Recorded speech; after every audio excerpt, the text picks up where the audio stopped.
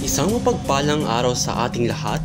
Ako nga po pala si Jonel Brian D. Cedillo at ngayon ay aking ilalahad ang patungkol sa buhay ng isang magiting na Pilipino na si Francisco Maniago na nagbuhis ng kanyang buhay para ipaglaban ang mga Pilipino sa mga Espanyol at kung paano niya ginampanan ang isang malaking rebelyon sa Pampanga.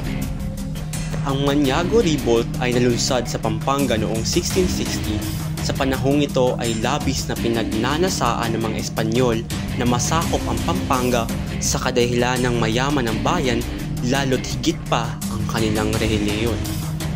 Bukod dito, ang mga mayayaman ng Pampanga ay pinatawan ng mas mataas na tributo sa pilitang paggawa kahit sa malalayong lugar at ang pangkamkam sa kanilang mga pananim na palay. Karamihan sa kanila ay pinagtrabaho sa loob ng 8 buwan, higit sa mga napagkasunduan at hindi rin binayaran ang kanilang paggawa.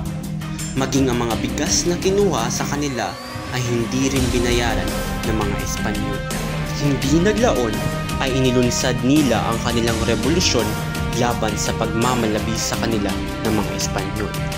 Ang Maniago Revolt ay naging simula ng mas malawak, mas malaki at mas madugong digmaan laban sa mga Kastila sa Pampanga.